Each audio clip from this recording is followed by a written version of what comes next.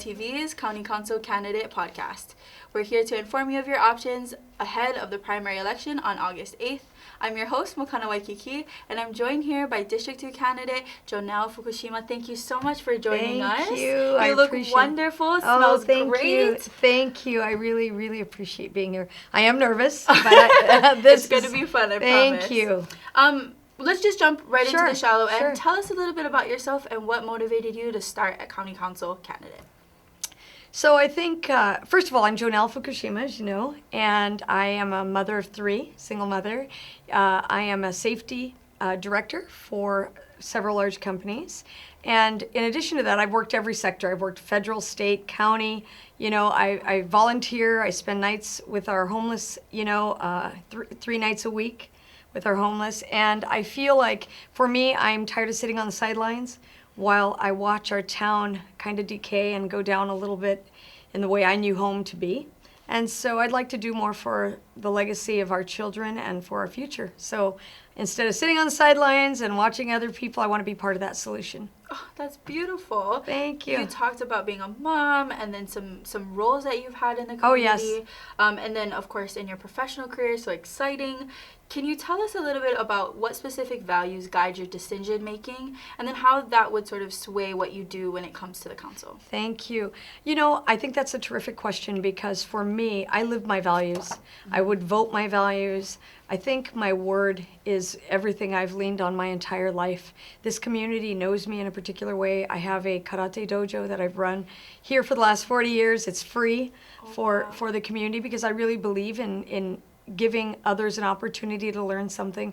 Being a single parent, it's really tough to get your kids involved in sports and something bigger than themselves. So I think civic responsibility is huge, is one of my values. My children were made to do community service all their life, and I feel like that's where my heart is. I've been doing it probably the last 40 years, and so I figure I've been doing this without a title. I might as well put those efforts to work in a way that would make a bigger impact. Beautiful. I love that. One of the things that you talked about a few times is your family. Yes.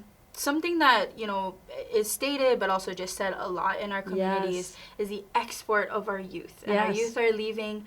What is something that you feel like the county can do? What do you think their role is in not only keeping our students here or young people here, but also having them come home? I think that is one of the biggest parts of my platform. And that has to be to diversify our economy. Our kids do not have enough in terms of coming home. They go to college, we send them away, we bring them home, like I did with my own, and then the good jobs are not there. The living wages that would allow someone to be able to save and purchase a home for their own family one day. And it bothers me that our economy is made up of more nonprofits, and I love our nonprofits, but the diversity as far as what we can offer our kids in terms of a pipeline of good careers, good apprenticeships. It doesn't mean that everybody has to go to college, but this county has to step up and provide more for the youth. By 2030, we're going to be underwater. We're going to have more people over the age of 50 than we will have youth here. And so, I'm passionate about it. I don't want to see my children get on a plane and leave for somewhere else. Yeah. That's a big it's huge. fact that you just brought up. It's Absolutely. huge. That's 2,000 people heavy. a year are leaving us. This island continues to grow, but our youth are the ones that are being replaced. People are moving in, and it's just sort of this moving, revolving door, and it's our people that are getting exported. So, and along with that is our talent, our resources, our culture. So for me, we are at a crossroads. We have to do something now. I love that you're associating that with sort of the way that our economics is set up in Hawaii, but specifically on Hawaii Island. The county, as I'm sure you're aware, faces extreme financial challenges, right? We're predicted to go into this next cycle as a project shortfall or program shortfall. Yes. How do you feel about going into that one? But also, where do you feel like you would like to prioritize taxpayer money? And then do you feel like you would want to increase taxes or fees to balance that out? Wow, that's a loaded question. It's a big one. Yeah. So, I think our mayor is doing a great job. I think it's tough. In the last 6 years, our county has risen 36%, and we're at $1 billion, almost $1 billion for our budget. And, there are things that have happened. For example, I think we've had this mentality where we've lived in this kick the can down the road syndrome. And that's evidenced by our wastewater management, which right now is one of the biggest beasts of this entire budget that we have. You know, we did this deferred maintenance and let it go and let it go, and administration after administration has had to deal with it until finally you can't do it anymore. It's due. And I feel like that's sort of the same thing that's happening to downtown, our homeless, you know, our kupuna, our healthcare. Everything is at that point. We have kicked the can down the road. I say managed chaos for the last 30 years. And for me, I think that it's a tricky thing because we're going to be 44%, you know, debt, and I think that that's a really difficult place to start. So I think we're going to have to take a better look at what's working and what's not. I think if we can measure it, we can fix it. And right now, I think that one of our biggest problems has been, for example, I'll use the homeless. I know it's a thing, but when I hear the number that 33 million has been spent in the last few years, and there hasn't been a performance metric, any kind of performance contract, any way for us to know how our money was used. What have we learned from this? What's working? What's not working? I think we're at this point where we have to ask those questions. And to me, every dollar that we spend will have a receipt. And we will learn what is working and not working. I'm a really big fan of zero-based budgeting. And I know that we haven't been operating that way, and I'm not a finance person. But I think as I've grown here and I've looked around at the way we seem to pay for things, we're borrowing on the backs of our children's future. And I do not wish to lead our people into the next generation in debt. I think everything needs to be really carefully audited. And also look at the money that we're not collecting. I know there are areas out there where we can recoup money that we haven't been. And so, yeah, I'm just kind of taking a look at all of it. I love that you've taken a deep dive, but also looked expansively and wide across the island. It's very well researched. I love that. That is one of the questions that I had. Was obviously we have spent just over 30 million in the last 4 years to address the houseless and transit community. Obviously, you're saying that there's some pitfalls and we don't know what's really going on. What do you feel like would be a good use of future funds there? Love it. So I love our nonprofits. We have great nonprofits out there. Neighborhood Place Apuna, one of my favorites. You know, I know we talk about Hope Services, Going Home Hawaii. We have quite a few out there, big and small. One of the biggest things that I found through my experience is that they work in silos, that the money gets to them and they're all doing good work. It's true. But they don't have the ability to talk to each other, to find out where the duplicative services are. For example, I spent a couple years in the emergency room and I got to see our homeless come in. Everybody ends up in the ER at some point. No matter what your socioeconomic background is, everybody ends up there. And, you know, I got to see where housing, mental health, you know, and all of the like crash. And I saw systems that, I've been inside systems that I understand work and don't work. And so for me, I think taking a look at our siloed entities, not only that, our veterans, near and dear to my heart. I work with our veterans, homeless, and other advocacy measures. But with our homeless especially, I think that the reason we don't know or have the best picture is because we are working in silos. So if John Doe is going to Hope Services today, then he goes and he knocks on another door. He's knocking on 5 doors getting the same services. I like the Finland model. I've been looking at what Finland does. Okay, tell me about that. Finland has reduced their homeless population long-term by 35%.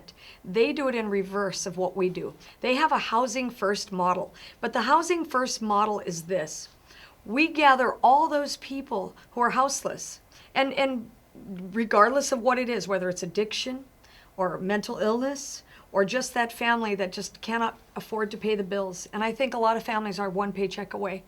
Our kupuna, I've seen them in the cars. You gather the people and then you create the village. You wrap it around the people, not the other way around.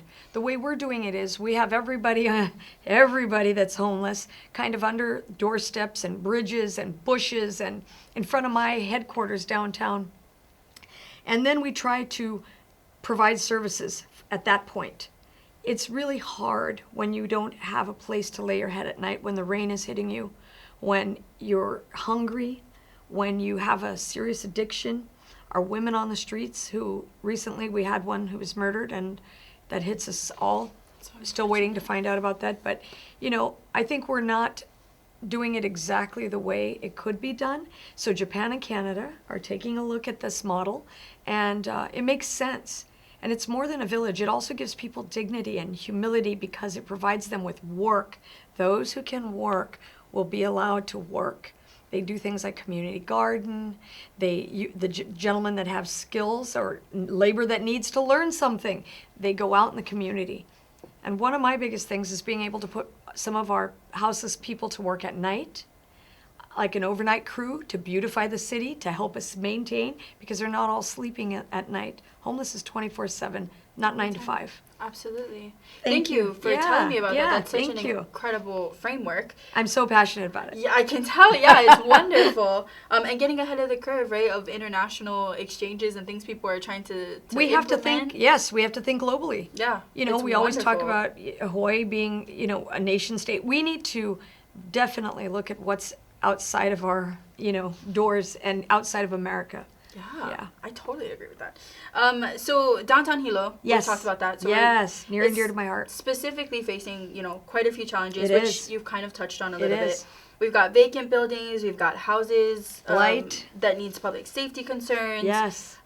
We've had people share that they're afraid as business owners Yes. to be down there, which affects our economy. Yes, I'm down there every day talking to our people. I can imagine. And what do you feel like a successful downtown Hilo looks like in 10 years? Okay. And what do you feel like the county's role is in making that happen? I love this question.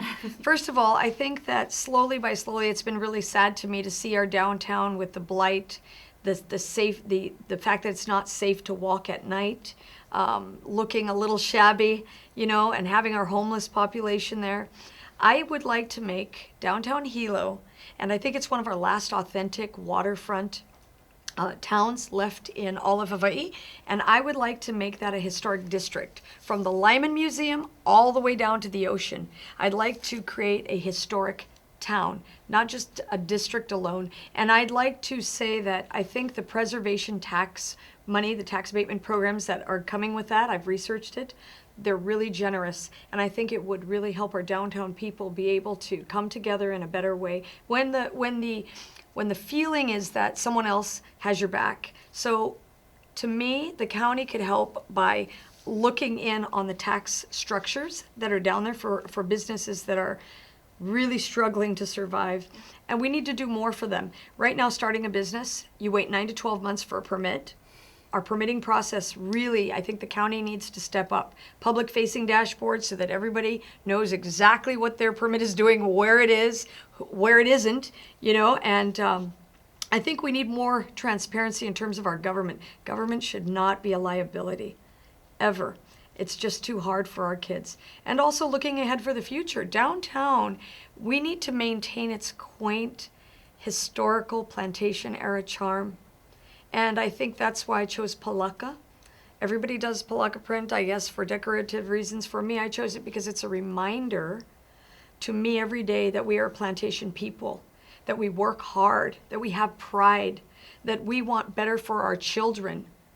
We all have this yearning, I know my children do, to go back to the past, by the music. I see the clothes your age, all you kids are wearing. There's this great revival. And now everybody, the way Olelo Hawaii is being, the way it's being spoken more than ever, I'm really proud of this time and your generation. We need to get the youth involved to take us back to a time where I know we thrived.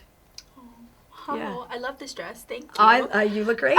Thank you so much. That's Yeah. a beautiful passion that I see coming from you. Yeah. And you talked a little bit about specifically about policies and processes within the county that maybe Yes. are, you know, needing to step up There- a little bit. Our mayor's doing the best he can at the moment. It's going to take a minute. As sort of my last question as Yes. we're wrapping up our time together. Thank you. What is the one thing that you want to leave the community so at the end of your term people can say you did that thing? I want to leave a legacy. I want this place to be better than we received it. One generation always wants to do better than the last. And I'd love to say one day that my children were proud of their mother, that I pioneered and helped make it that place. I'm sure they will. Thank you so much for Thank sharing you. your time with us. I really appreciate Good luck on it. this season. Thank I've been you. Makana. Ahuyo. Thank you.